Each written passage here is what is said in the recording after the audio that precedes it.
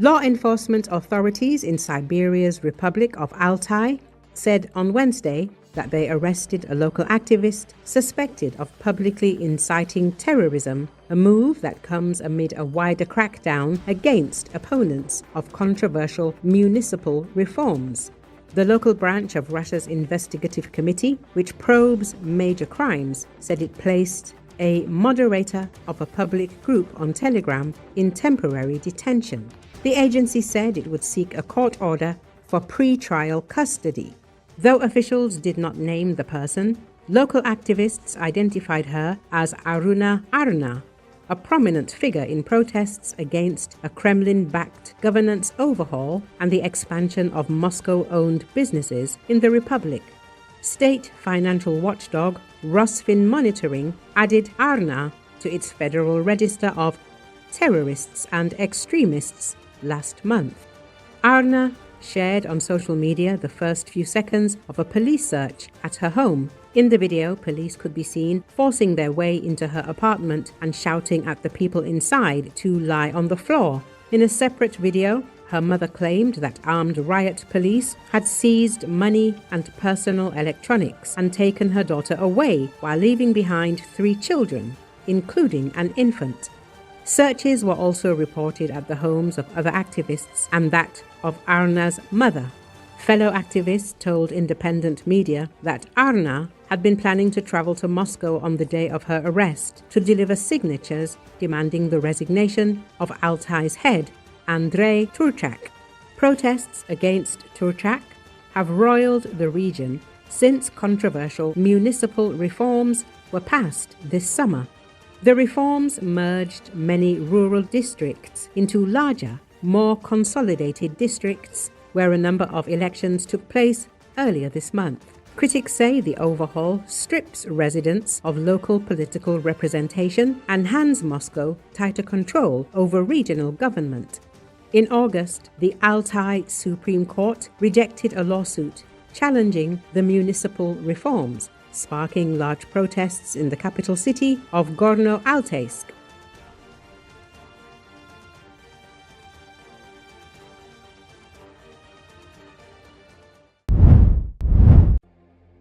Brazilian President Luiz Inácio Lula da Silva said he expects that when he meets with United States President Donald Trump, there will be no limits on the issues to be discussed, but what is not discussable is Brazil's sovereignty. According to Associated Press, da Silva described a chance encounter with Trump on the sidelines of high-level week and confirmed that they had agreed to a formal meeting.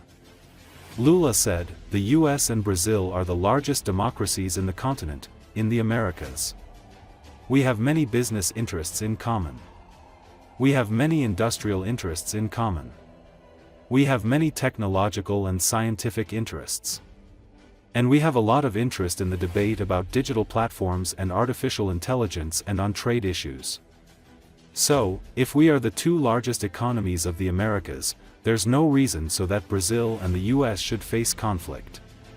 On the current state of the world," he said, "it's not normal what's going on in Russia and Ukraine.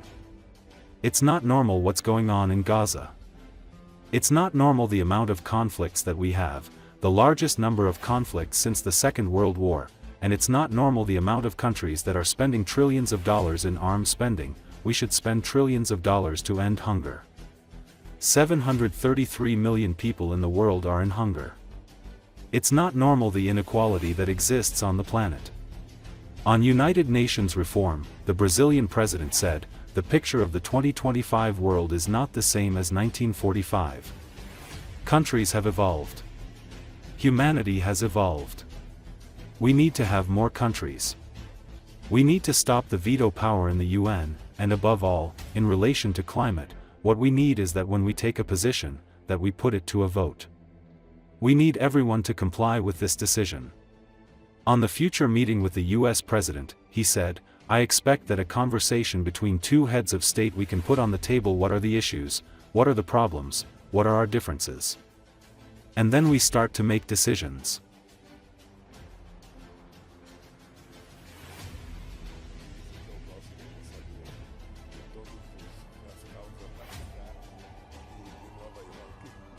Brasil e Estados Unidos são as 2 maiores democracias do continente.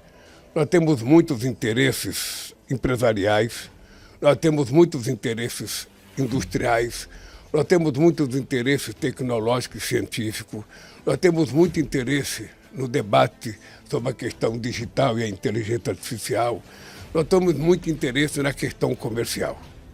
Portanto, se nós somos as duas maiores economias e os dois maiores países do continente, não há porquê que Brasil e Estados Unidos vivam em momentos de conflito. Não é normal o que está acontecendo na Rússia e na Ucrânia, não é normal o que está acontecendo em Gaza, não é normal a quantidade de conflito que nós temos, que é o maior número desde 1945, do fim da Guerra Mundial. Sabe, não é normal a quantidade de países que estão gastando trilhões de dólares em armamento, quando nós precisamos gastar trilhões de dólares para acabar com a fome no mundo, que são 670 milhões de seres humanos passando fome. Não é normal a quantidade da desigualdade que ainda existe no planeta.